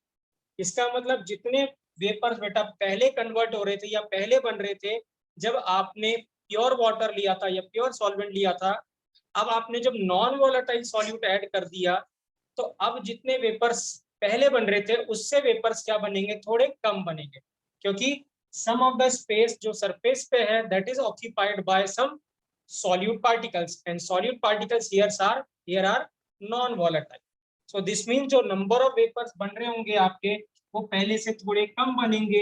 अगर पहले से थोड़े कम बनेंगे तो this means they will apply some less pressure या वेपर प्रेशर। इसीलिए क्या होता है, जब कभी भी आप किसी प्योर सॉल्वेंट में कोई सॉल्यूट ऐड करते हो, सॉल्यूट कौन सा, नॉन वॉलेटाइल, तो उस केस में क्या होता है बेटा, उसका वेपर प्रेशर क्या करता है, थोड़ा डिक्रीज हो जाता है या कम हो जाता है। कोई समझ में आया है बेटा आदित्य आपको, हमने क्या बोला? Yes sir. सर वैसे देखा जाए ऐसे करने से तो अपना क्या कहते हैं रेट ऑफ इवेपोरेशन कम होना चाहिए ना। हाँ, होता तो क्या है बेटा, ये यूजली क्या है, जब इसमें जो है ना, राइट, यहाँ पे तो ये जो ये जो तरीका है जो समझाया गया है बेटा, मैंने फिर से बोला, दिस इज ऑलरेडी, जो भी आप अगर रेफरेंस बुक्स देखेंगे, जितनी भी रेफरेंस बुक देखेंगे, 99% रेफरेंस बुक में यही एक्सप्लेनेशन गिवन है बेटा, और एनसीईआरटी में भी यही गिवन है, ठीक है ना, राइट। तो कभी अगर आता है स्कूल लेवल पे, ठीक है ना, या आपको उस पे आता है, सीबीएसई में आता है, तो आप इसको ऐसे ही लिख सकते हैं, वो बोलेगा कि why vapour pressure of a solution decreases when solute is non volatile. तो आप क्या लिखेंगे, सम ऑफ द सरफेस जो होगा, मैं लिखवा दूंगा बाद में अभी, sum of the space at the surface that is occupied by the solvent molecules, sorry, solute molecules which are non-volatile, hence the number of the vapors forms are less, so therefore the vapor pressure will also be less या decrease, ठीक है। But यहाँ पे क्या है बेटा, अगर हम इसको ऐसे जस्टिफाई करते हैं, इसमें दिक्कत ये है कि जब आप इसको ऐसे जस्टिफाई करते हैं तो ऐसे लगेगा कि हम वेपर प्रेशर को सरफेस एरिया के कॉन्सेप्ट से देख रहे हैं। कैसे देख रहे हैं, सरफेस एरिया के कॉन्सेप्ट से। और हमने इनिशियल बोला था कि जो वेपर प्रेशर है बेटा, वो सरफेस एरिया पे डिपेंड नहीं करेगा, वो सिर्फ और सिर्फ किस पे डिपेंड करेगा बेटा, टेम्परेचर पे डिपेंड करेगा। बट यहाँ पे तो ऐसा हो गया, लेट्स सपोज क्या था, ये जो सरफेस था, लेट्स सपोज इसकी लेंथ जो थी वो 1 मीटर थी, 1 मीटर थी सपोज, ठीक है ना। अब लेट्स सपोज इसके जो 1 मीटर में से जो 20 सेंटीमीटर है that is occupied bye solute particle, तो 80 सेंटीमीटर रह गया। अब मुझे बताओ, जब आप इसका डिस्टेंस कम कर दोगे तो क्या वेपर प्रेशर चेंज हो जाएगा? No sir. No sir. नहीं, हमने वेसल का साइज चेंज कर दिया तो क्या वेपर प्रेशर डिक्रीज कर गया? नहीं बेटा, वो डिक्रीज नहीं करेगा, ठीक है ना, राइट। तो usually that this explanation was given in every book, right. लेकिन अब एक्चुअल में क्यों डिक्रीज कर रहा है, उसके पीछे क्या रीजन है बेटा, जब कभी भी आप जब सॉल्यूट पार्टिकल डाल लेते हैं पानी के अंदर बेटा, राइट, तो सॉल्यूट पार्टिकल को क्या करता है, जो वाटर है या जो सॉल्वेंट है बेटा, वो उसको घेर लेता है, ठीक है, राइट। तो जो घेर लेगा या जो हाइड्रेशन कर देगा, तो हाइड्रेशन की वजह से क्या होगा, कुछ ना कुछ इनके बीच में फोर्स ऑफ अट्रैक्शन डेवलप हो जाएगा। तो जब फोर्स ऑफ अट्रैक्शन डेवलप हो जाएगा तो ये अब इसको जाने नहीं देगा, वाटर मॉलिक्यूल्स को जाने नहीं देगा, ठीक है। तो ये अगर वाटर मॉलिक्यूल्स को जाने नहीं देगा तो इसका मतलब क्या होगा, ये वाटर मॉलिक्यूल्स क्या करेंगे, वेपोराइज नहीं करेंगे, जो इसके साथ जुड़ गए हैं या इसके जो आसपास खड़े हुए हैं वो नहीं जा पाएंगे। तो अगर वो नहीं जा पाएंगे तो डेफिनेटली हमारा क्या होगा, वेपर प्रेशर क्या करेगा, डिक्रीज करेगा। तो होता क्या है बेटा, जब सॉल्यूट पार्टिकल आप वाटर में ऐड करते हो, so they get surrounded by the solvent molecules and there is some intermolecular force develops between the solute and the solvent molecules, due to which solute molecules are become less volatile, या they does not become, या ऐसे कहें they does not get vaporizes, या evaporate नहीं करेंगे। और नहीं करेंगे बेटा तो हमारा क्या होगा, वेपर प्रेशर भी क्या करेगा, डिक्रीज कर जाता है। सर ये हाँ जी तो बेटा, सॉल्यूट पे डिपेंड करता है ना कि हमने कौन सा ऐड करा है। सॉल्यूट पे डिपेंड नहीं करेगा बेटा, सॉल्यूट पे इंटरमॉलिक्यूलर फोर्स पे देखिए क्या है, आपको क्या लगता है कि बहुत ज्यादा स्ट्रॉन्ग इंटरमॉलिक्यूलर फोर्स होगा? वो नो सर। नहीं होगा ना, वीक ही होगा, हाइड्रेशन कर रहे हैं, हाइड्रोलिसिस तो कर नहीं रहे। इसका यस मतलब सर। क्या होगा, अगर यहाँ पे एक पार्टिकल है और किसी ने 2 पार्टिकल ऐसे बनाए हैं, तो किसमें ज्यादा, किसमें number of solid molecules less volatile होंगे या किसमें ज्यादा आ जाएंगे? अब मतलब कह रहा हूं मैं, यहाँ पे कितने थे, 1 2 3 4 5 और 6, यहाँ पे 6 थे, लेकिन इसके अगर इसी के 2 पार्टिकल होते तो अब कितने होते हैं, 12 हो चुके होते, है यस कि सर। नहीं? तो इसका मतलब क्या होगा, वीक से या स्ट्रॉन्ग से इतना ज्यादा फर्क नहीं पड़ेगा, नेचर पे ना फर्क पड़ेगा, जितना किस पे पड़ेगा बेटा, नंबर्स पे पड़ेगा। क्योंकि जितना ज्यादा नंबर्स होंगे उतने ज्यादा क्या होगा, हाइड्रेशन होगा, या उतने वाटर मॉलिक्यूल्स रिक्वायर्स होंगे उसको हाइड्रेट करने के लिए। इसका मतलब जितने वॉलेटाइल हो रहे थे उससे अमाउंट काफी कम हो जाएगा, इसलिए वेपर प्रेशर क्या करेगा बेटा, डिक्रीज कर जाएगा। सर अगर वैसे देखा जाए कि अगर हाँ मान लो कि मैं कोई ऐसा सॉल्यूट ऐड कर देता हूँ जिससे क्या कहते हैं अट्रैक्शन की बजाय डेविएशन होना स्टार्ट हो जाए बीच में। डेविएशन होगा ही नहीं बेटा। आपके पास क्या होगा, कभी भी आप सोचिए ना कि अगर कोई चीज किसी चीज में घुलने जा रही है तो क्यों घुल रही होगी बेटा, उसमें डेफिनेटली क्या होगा, कुछ ना कुछ अट्रैक्शन होगा, तभी तो जा रही है उसके अंदर वो। यस ठीक सर। है ना, नहीं तो वो नीचे प्रेसिपिटेट कर जाता कि नहीं करता, आप बताइए। कर जाता। तो प्रेसिपिटेशन तो हम पढ़ नहीं रहे, हम तो क्या पढ़ रहे हैं बेटा, सॉल्यूशन पढ़ रहे हैं कि नहीं पढ़ रहे हैं। Yes sir. तो इसका आंसर अभी क्लियर है आपको। Yes sir. ठीक है, तो होता क्या है बेटा, इस यहाँ पे जैसे जैसे आप सॉल्यूट पार्टिकल्स ऐड करते जाते हैं या उनके नंबर ऑफ मोल्स इंक्रीज करते जाते हैं, वैसे वैसे नंबर ऑफ जो सॉल्वेंट मॉलिक्यूल्स हैं उन पे भी ज्यादा रिक्वायरमेंट होगी उसको हाइड्रेट करने के लिए। ठीक है ना, राइट, या उसको ज्यादा घेरने के लिए ज्यादा रिक्वायर्ड होगी। इसका मतलब जो नंबर ऑफ पार्टिकल्स थे जो वॉलेटाइल कर रहे थे, या टोटल जो पार्टिकल्स थे सारे के सारे वॉलेटाइल थे, अब क्या हो गया, लेट्स सपोज पहले इनिशियल 100 पार्टिकल्स थे सॉल्वेंट के, अब उसमें से 12 निकल गए तो बचे कितने बेटा, 88। तो इसका मतलब अब 88 पार्टिकल ही वेपर्स बना सकते हैं। तो इसका मतलब जो वेपर्स का जो अमाउंट हो जाएगा वो कम हो जाएगा, वेपर प्रेशर क्या करेगा बेटा, डिक्रीज कर देगा। तो that was the actual reason कि क्यों वेपर प्रेशर डिक्रीज करता है, ना कि ये जो सरफेस वाला ये फिनोमिना है। आई सर होप एक आपको बार क्लियर होगा। लिखवा दो ये। हाँ जी बेटा, मैं लिख पा रहा हूँ, ठीक है ना, राइट, लिखेंगे बेटा, ठीक है, राइट, लिखेंगे, फिर ये बनाएंगे। हाँ, मैं भी पहले लिखवा रहा हूँ तब आप ये बनाना, ठीक है ना। ये अगर बना लिया तो भी कोई दिक्कत नहीं है, नहीं बनाया तो आप लिख देंगे पहले, ठीक है ना। लिखेंगे when solution is taken in a close container, when solution is taken in a close container. Aditya बेटा क्लियर है आपको? Yes sir. हाँ जी बेटा। Yes sir. सर इसके नोट्स आदित्य आप आपकी भेज आवाज नहीं आ देना। आर्यन बेटा क्लियर है आपकी, आपको क्लियर है बेटा? Yes sir. खुशी आपको बेटा? Yes sir. स्वास्तिक आपको बेटा? यस सर, ये नोट्स में है ना सब कुछ? हाँ जी बेटा, नोट्स में सब कुछ मिलेगा बेटा, डोंट वरी। हाँ, नोट्स में सब कुछ, ठीक है ना, राइट। लिखेंगे when solution is taken in a close container, only solvent molecule will vaporize, only solvent molecules will vaporize until equilibrium is established बेटा, until, एक बार दोबारा बोलना। दोबारा बोल रहा हूँ बेटा, when solution याद रखना, आर्यन बेटा कौन सा है, सॉलिड लिक्विड वाला है ये, ठीक है ना, right. when solution is taken in a closed container, only solvent molecules will vaporize until equilibrium is established, until equilibrium is established between vapors and liquid phase बेटा, until equilibrium is established between liquid phase and vapor phase, ठीक है, right. अब आप क्या करना है बेटा, अभी आप ये डायग्राम बना लेना ये वाला, ठीक है, राइट, ये डायग्राम बना लेना, ठीक है, right, equilibrium is established between between liquid and या वेपर एंड लिक्विड फेज बेटा, या liquid phase and vapour phase, या वेपर और एंड लिक्विड फेज, ठीक है, राइट। तो यहाँ पे जो ब्लैक वाला जो स्पॉट है बेटा, ये रिप्रेजेंट कर रहा है बेटा सॉल्यूट मॉलिक्यूल्स को, और जो ब्लू स्पॉट है बेटा वो रिप्रेजेंट कर रहा है सॉल्वेंट मॉलिक्यूल्स को, ठीक है, राइट। तो इसका मतलब क्या है, अगर मैं यहाँ पे P1 नॉट पहले बना लेंगे बेटा इसको,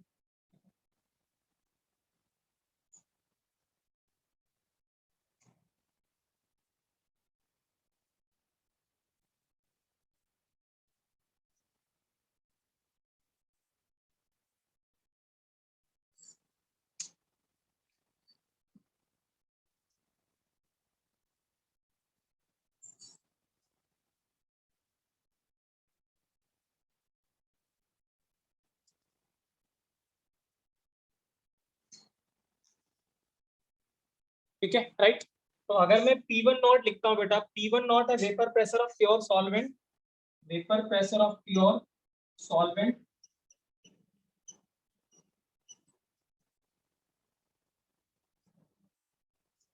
और जो P2 नॉट है बेटा वो वेपर प्रेशर प्योर किसका है, सॉल्यूट का,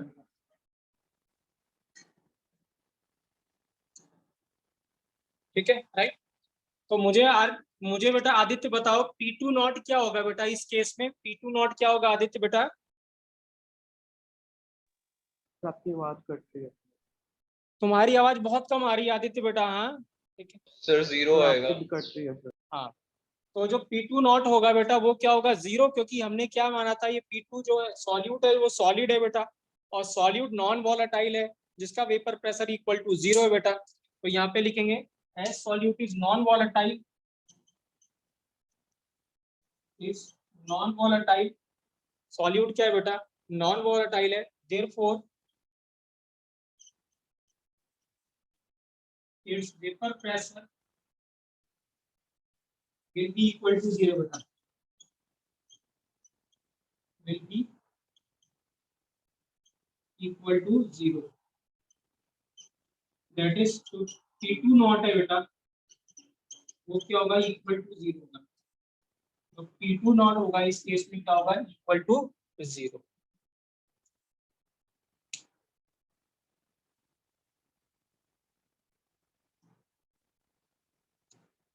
आर्यन बेटा क्लियर है?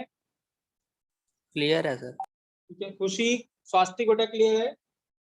Yes sir. Yes sir. Aditya आपको? क्लियर है सर।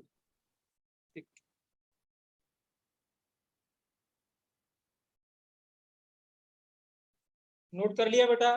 देवांश आर्यन बेटा नोट कर लिया?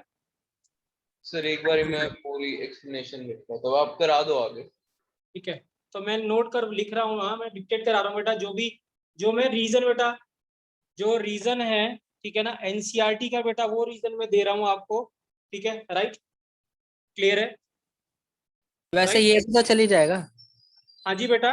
ये भी तो चली जाएगा रीजन। कौन सा वाला जो मैंने बताया है? हाँ बेटा एक्चुअल में क्या होता है ना, टीचर टू टीचर डिपेंड करता है बेटा, है ना। जो एग्जामिनर है कौन चेक कर रहा है बेटा, है ना। वो अगर भड़ास निकालना चाहेगा तो निकाल लेगा, उसका मूड खराब है, अरे बकवास लिखी हुई मुझे समझ में नहीं आ रही, है ना। ये तो एनसीईआरटी में कहीं गिवन ही नहीं है, एनसीईआरटी में ऐसा है नहीं। वो जैसे बहुत ऐसे होते हैं कि लकीर के फकीर ही है भाई, कि नहीं जो एनसीईआरटी में वही देना है मुझे, ठीक है ना। वैसे ऐसे होता नहीं है, मैं आपको बताऊं लिटरली ऐसा नहीं होता, ठीक है ना। वो भी काफी पढ़े लिखे और उनको सब कुछ आता है बेटा, they know the genuine reason, सब कुछ पता है उनको, तो ऐसे नहीं होने वाला, ठीक है ना। But for a safe side रहने के लिए ठीक है, हमें ये रीजन भी लिख सकते हैं, अगर हमें ना वो क्लियर ना हो या हमें नहीं समझ में आ रहा तो आप ये रीजन भी लिख सकते हैं, अदरवाइज वो आप वो रीजन भी लिख सकते हो, मुझे नहीं लगता कि कोई कैंसिल आउट करेगा बेटा उसको, ठीक है राइट। तो आप लिख लेंगे, इसमें लिखेंगे इन सॉलिड लिक्विड, लिखेंगे बेटा इन सॉलिड लिक्विड। सानिया बेटा आवाज आ रही है मेरी? Yes sir. कैसा हुआ पेपर आपका? सर बढ़िया होगा। बढ़िया हुआ। किस चीज का था? इंग्लिश। इंग्लिश, ठीक है। तो लिखेंगे बेटा, हाँ कौन से स्कूल में हो आप सानिया? सेंट थ्रीजास कॉन्वेंट स्कूल। अच्छा आप कॉन्वेंट में हो, ओके। उनके तो 11 के तो पेपर खत्म हो गए, 12 के भी शुरू हुए हैं ना? अभी शुरू नहीं हुए, हमारे टेस्ट था आज। अच्छा टेस्ट था,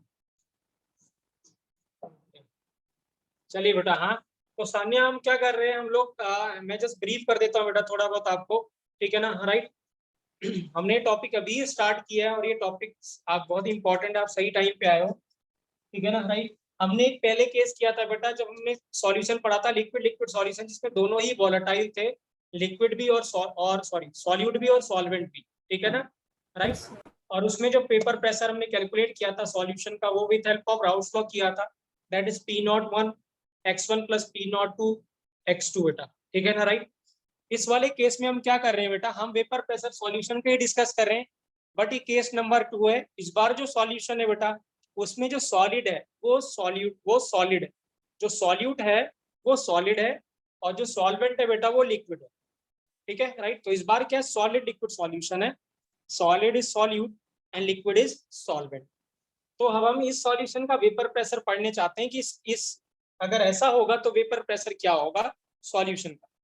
तो यहाँ पे आपने अगर हमने सॉल्यूशन ले रखा है बेटा सॉलिड और लिक्विड का, ठीक है ना राइट। तो अगर आप ऐसे सोचो बेटा, अगर सॉलिड नहीं होता सिर्फ वाटर होता, ठीक है ना राइट, या वॉलेटाइल कंपोनेंट ही होता, तो सरफेस पे सारे के सारे वॉलेटाइल कंपोनेंट ही होता, ये वाटर के मॉलिक्यूल्स ही होते सरफेस पे, है कि नहीं सानिया? Yes sir. तो इसका मतलब सारे के सारे मॉलिक्यूल्स वॉलेटाइल होते हैं, है कि नहीं? यस ठीक है। सर। तो तो उस केस में वेपर्स ज्यादा जनरेट हो रहा होता और वेपर प्रेशर भी आपका ज्यादा होता या कुछ होता, लेट्स सपोज एक्स अमाउंट होता, ज्यादा या कम एक्स होता, यस सर। ठीक है। लेकिन जब हमने सॉलिड ऐड कर दिया बेटा, क्या कर दिया, सॉलिड ऐड कर दिया, अब कंप्लीट सॉल्यूशन बन गया। तो इसका मतलब जो यहाँ पे जो ब्लैक पार्टिकल आपको ब्लैक डॉट दिख रहे हैं वो सॉलिड, वो सॉल्यूट है बेटा, क्या है, सॉल्यूट है, सॉल्यूट। ठीक है। इसका मतलब अब सरफेस पे कुछ सॉल्यूट पार्टिकल्स भी आ चुके होंगे, ठीक है। Yes sir. और जो सॉल्यूट है वो सॉलिड है बेटा, और सॉलिड क्या है बेटा, नॉन वोलेटाइल है, ठीक है। इसका मतलब नॉन वोलेटाइल का वेपर प्रेशर क्या होता है बेटा, 0। 0। तो इसका मतलब ये जो ब्लैक डॉट है ये वेपर्स नहीं बन रहे होंगे या वेपर्स में कन्वर्ट नहीं हो रहे होंगे। Yes sir. इसका मतलब जो नंबर ऑफ जो वेपर्स है बेटा वो क्या हो रहे होंगे, कम हो रहे होंगे। कम हो जाएंगे। तो कम हो जाएंगे तो वेपर प्रेशर हमारा अल्टीमेटली क्या करेगा बेटा, कम हो सॉल्यूशन का जाएगा, decrease. Decrease.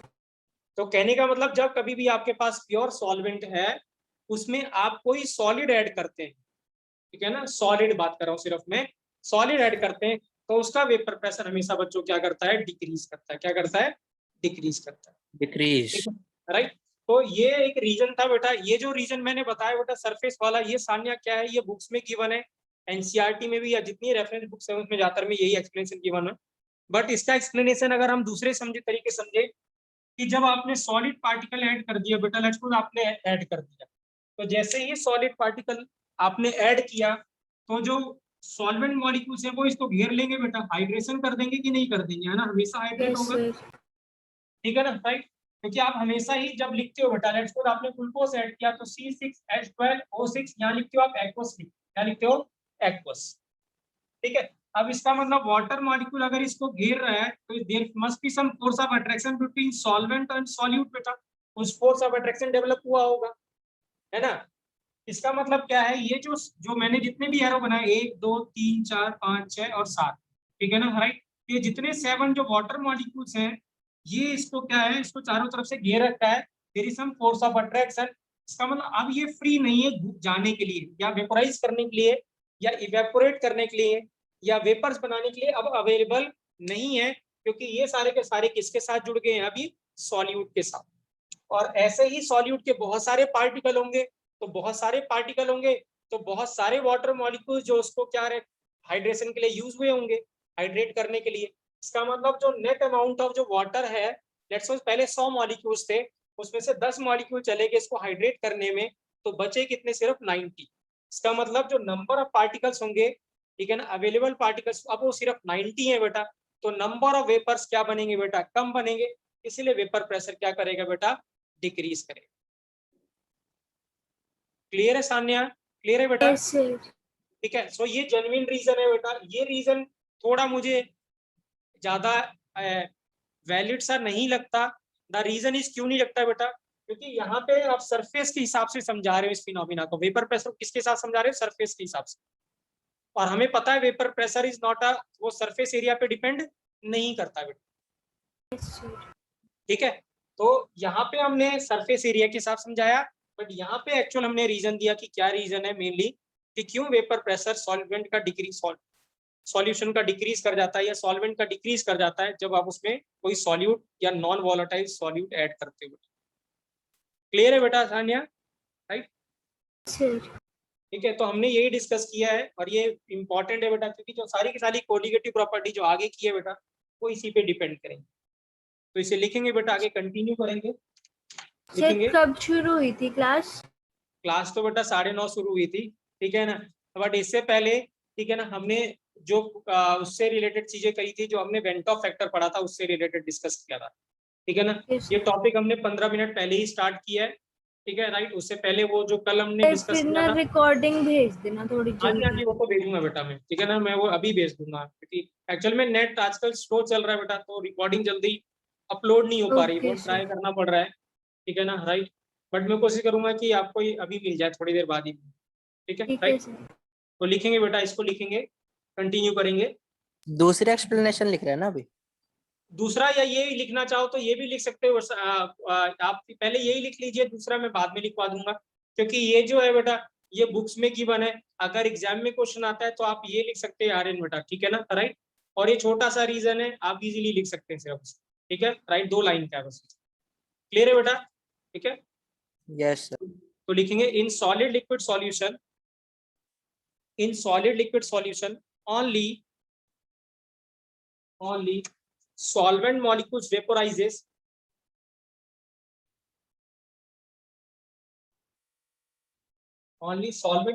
vaporizes and vapor pressure of a solution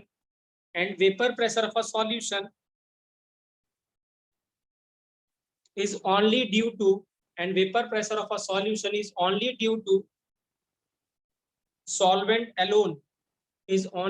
to solvent alone,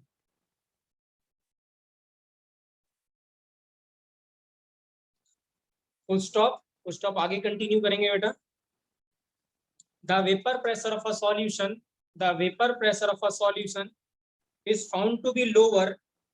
The vapor pressure of a solvent is found to be lower The vapor pressure of a of a solvent या solution लिखिए बेटा, solvent लिखिए. The vapor pressure of a solution लिखेंगे. Vapor pressure of a solution is found to be lower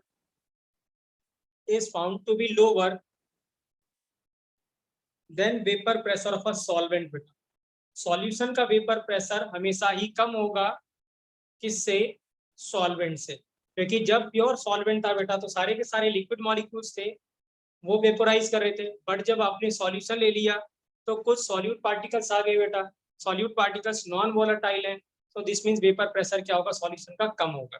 because continue करेंगे. Because in the solution surface has both solute and solvent molecules. Because surface has both solute and solvent molecules, therefore fraction of surface covered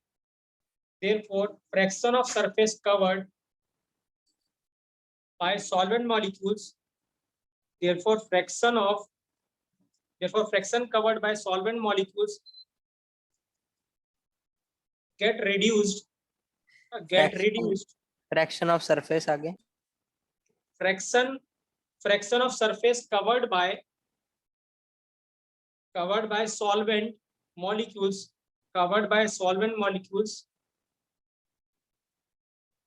get reduced.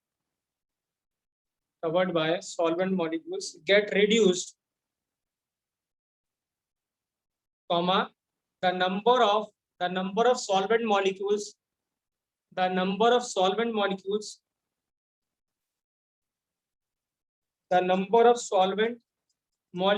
escaping from the surface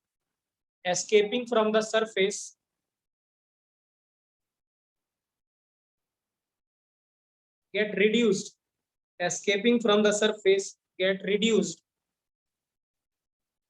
And thus vapor pressure lower than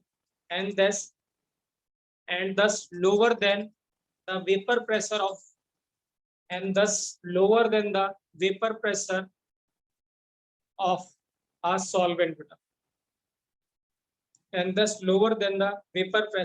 solvent. बोला क्या हमने बेटा? कुछ fraction of जो surface area है that was covered by solute particles, जो solute particles है, या फ्रैक्शन ऑफ जो surface area covered by solvent molecules है वो रिड्यूस हो जाएगा. इसका मतलब जो नंबर ऑफ जो सॉल्वेंट मॉलिक्यूल्स है जो वेपोराइज कर रहे थे वो भी रिड्यूस हो गए.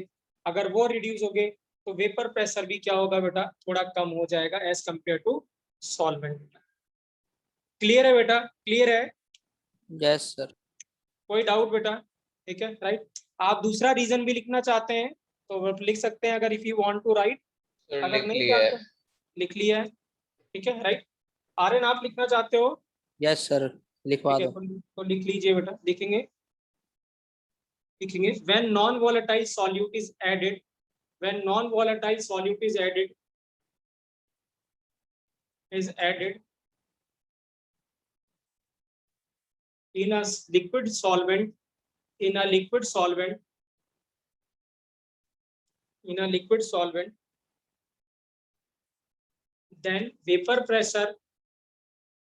in a liquid solvent then vapor pressure of a solution then the vapor pressure of a solution observed lower than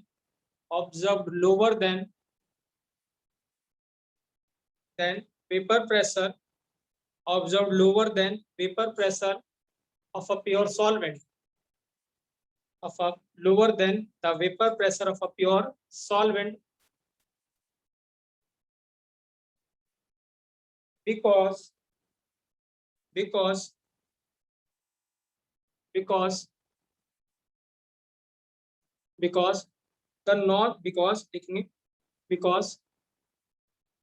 particles of non-volatile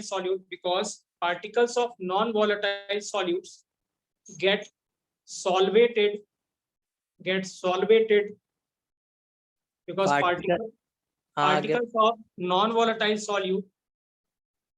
particles of non-volatile solute gets solvated by liquid solvent,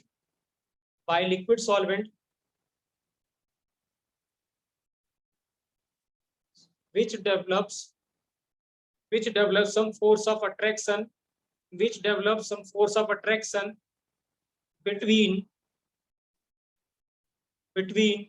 solute and solvent molecules,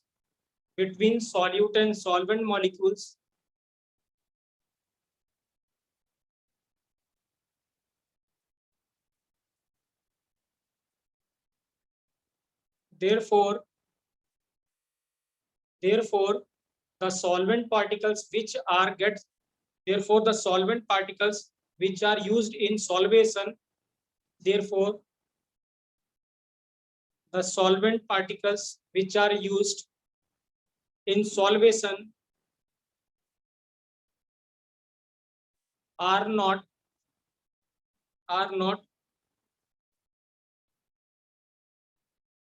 free to escape or vaporize,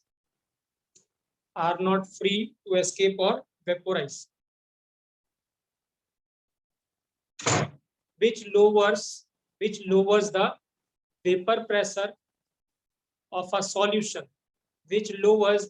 pressure of a solution, clear है आर्यन बेटा? Clear है? Yes sir. ठीक है right. तो ये दोनों reason थे बेटा, ठीक है ना राइट। तो इसको अब हम मैथमेटिकल फॉर्म दे देते हैं right, how to give the mathematical form, ठीक है राइट।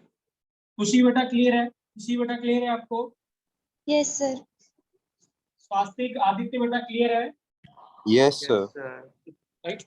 सो अगर हम यहाँ पे बात करते हैं, जो वन कंपोनेंट था बेटा वो सॉल्वेंट था बेटा, तो जो N1 है वो मोल्स ऑफ सॉल्वेंट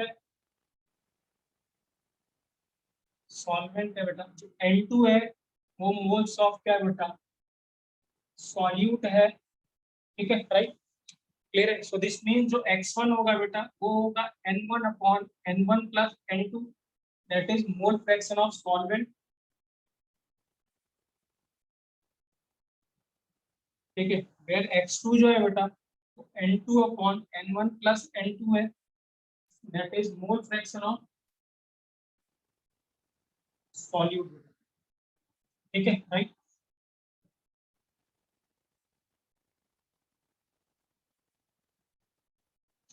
क्लियर है बेटा?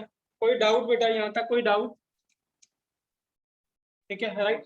हमने P1 नॉट और P2 नॉट पहले से लिखा था बेटा, जो P1 नॉट था वो vapour pressure of pure solvent है, क्या है, प्योर सॉल्वेंट है बेटा, ठीक है ना राइट क्लियर है। और जो P2 नॉट था बेटा वो इक्वल टू 0 था बेटा, that is vapour pressure of आ गया था, ये लिख देता हूं, vapour pressure of pure solute था, और वो इक्वल टू क्या था बेटा, दैट इज इक्वल टू कितना बेटा, 0 है।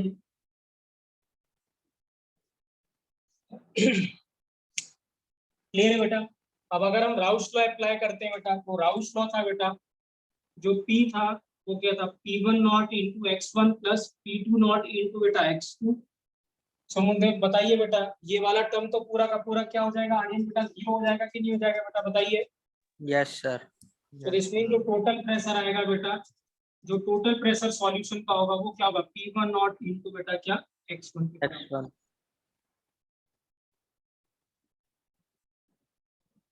आपको याद है बेटा देवांश, मैंने एक क्वेश्चन ऐसे पूछा था कि vapour pressure of a solution किस पे डिपेंड करेगा? Yes. सॉल्वेंट पे बेटा, याद आया आपको? Yes sir. ये देखिए वही है ये बेटा। हाँ ठीक है,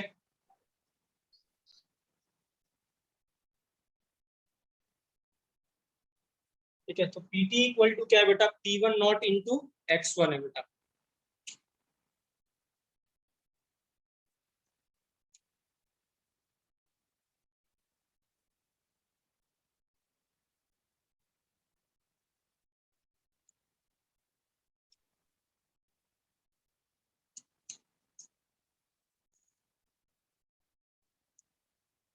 क्लियर है बच्चों? क्लियर है बेटा? Yes sir. रब कर दे बेटा, रब कर दे। कर दो।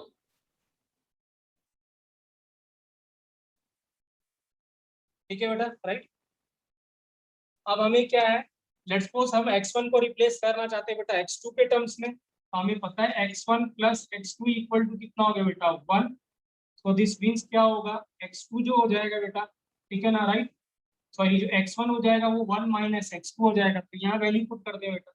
तो pt equal to P1 nought into 1 minus बेटा x2 है, ठीक है, राइट। तो इसको जो सॉल्व करेंगे बेटा, ठीक है ना, राइट। इसको रीअरेंज कर दीजिए, रीअरेंज कर दीजिए, मतलब x2 को आप एक ही तरफ रखिए बेटा, बाकी वो दूसरी तरफ ले जाइए, ठीक है, राइट। तो हम इसको, या अगर हम इसको ओपन करते हैं, pt equal to P1 nought minus P1 nought into x2 बेटा। इसको इधर रखते हैं, बाकी को इधर ले जाते हैं, तो हमें क्या मिलेगा बेटा? P1 nought minus pt equal to क्या होगा बेटा? P1 नॉट इंटू x1 बेटा। क्या होगा? P1 नॉट इंटू x2 बेटा।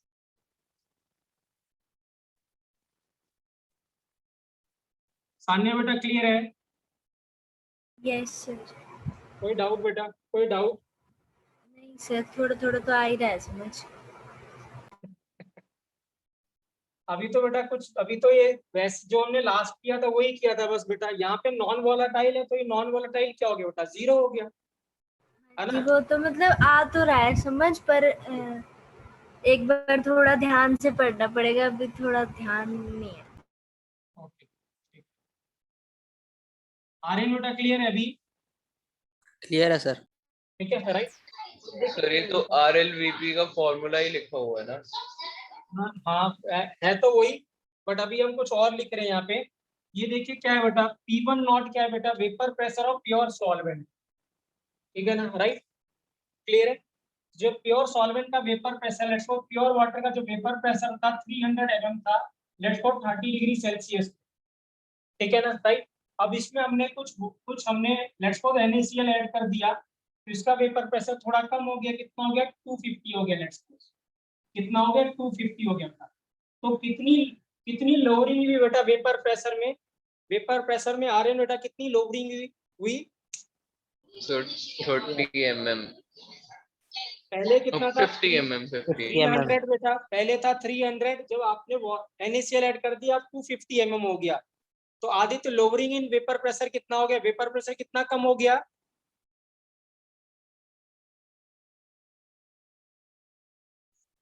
नहीं खुशी बेटा, कितना कम हो गया पहले से?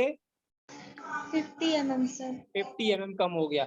तो ये जो 50 mm जो कम हुआ है बेटा, इसी को हम क्या कहेंगे बेटा? Lowering in vapour pressure. क्या कहेंगे? Lowering in vapour pressure. तो कहने का मतलब ये जो टर्म है बेटा P1 नॉट माइनस PT, इसको कहेंगे बेटा लोअरिंग इन वेपर प्रेशर। क्या कहेंगे? Lowering in vapour pressure.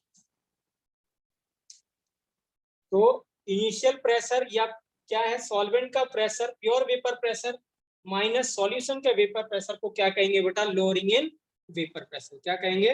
Lowering in vapour pressure.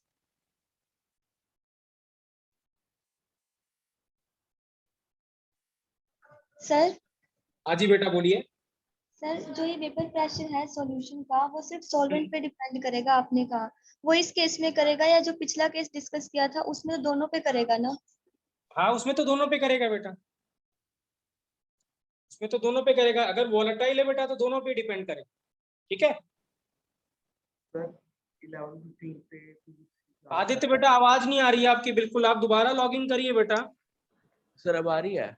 हाँ अभी आई है बेटा, बोलो। 11:15 पे फिजिक्स की भी क्लास लेनी थी। क्लास है ना, कोई दिक्कत नहीं है, मैं छोड़ रहा हूँ बेटा। यहाँ तक कोई डाउट बेटा, यहाँ तक कोई डाउट? क्लियर है बेटा सभी को? Yes sir. Yes, sir. Yes sir. ठीक है राइट, करेक्ट है ना? ठीक है राइट। अब बस, हाँ बस मैं खत्म ही कर रहा हूँ, फिर हम कल डिस्कस करेंगे इसको।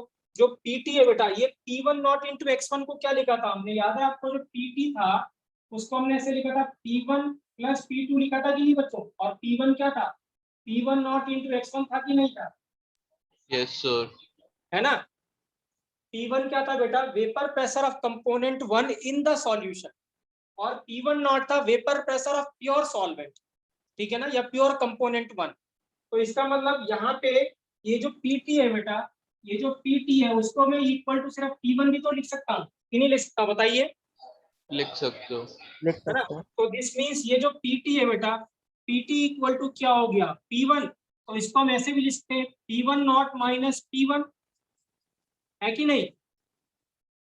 हम क्या इसमें P1 nought minus P1 is equal to कितना हो बेटा? लोअरिंग वेपर प्रेशर कह सकते हैं कि नहीं कह सकते, बताइए?